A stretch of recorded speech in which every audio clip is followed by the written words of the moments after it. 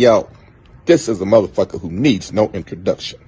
You are watching Breaking Wreckords Radio. There's a book that just recently ended up coming out within the last few weeks anyhow, and I haven't got a chance to read it yet, but I know a little bit of the story anyhow. But it was written by Joshua Myers. It's called We Are Worth Fighting For, A History of the Howard University Student Protest of 1989. I was just wondering if you were actually there at the event. So Yeah. to the best of my knowledge, it had something to do with Lee Atwater being appointed to the Board of Trustees. And I think Myers ends up making the argument that it was, at least in part, due to kind of conscious and political hip hop that almost helped like unionize the students together for the fight. Considering you were presumably a hip hop DJ, maybe at Howard at that period of time, I just want to ask if you were actually at that event and what you remember from that. Yeah, I definitely was there. That was definitely during my time. I was in there, and I was in the building. We took over the administration building.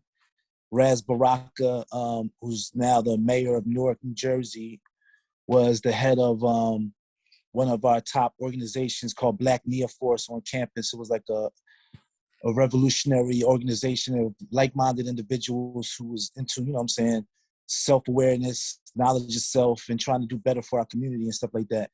And his organization was the spear of that whole protest. And I was definitely there. I was at Howard from like 86 to 89. And I was definitely there, and we were in there. And I remember, I think it was Mayor Barry was the mayor at the time. And I think they called the SWAT team in on us, and they had helicopters.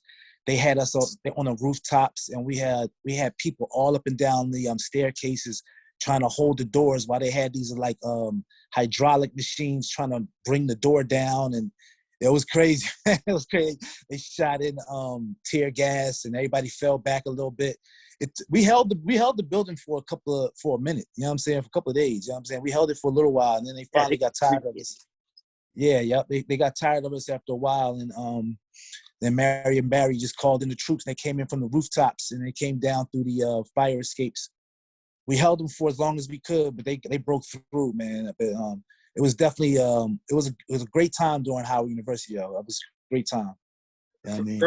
From your own experience, did you see hip hop having any kind of influence in? Oh, no doubt.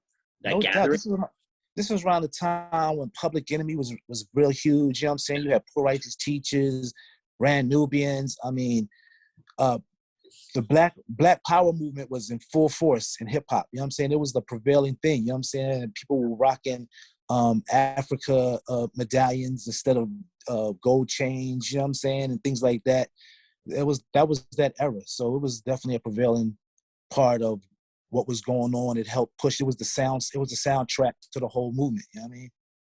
Did the event in any way help politicize you in any way and help you become more, I guess, adamant in your own beliefs and a little bit more, I don't want to say militant, because militant always seems to have negative implications, but you must kind of understand what I'm trying to get at, right? Like in terms of it definitely confirmed certain ideas that I had about the school's administration, about how police deal with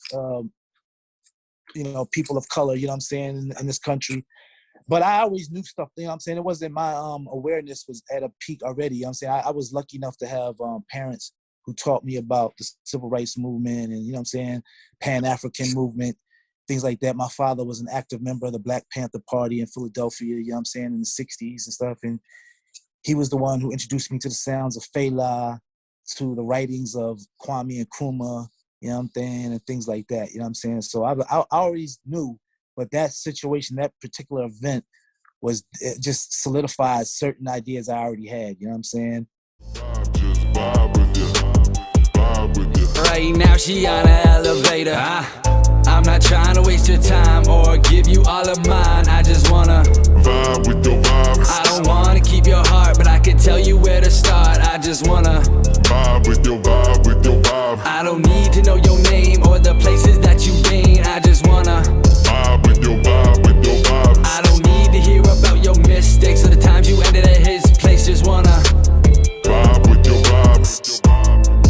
Just vibe with your vibe with your vibe. Just vibe with your vibe with your vibe. Just vibe with your vibe with your vibe with your.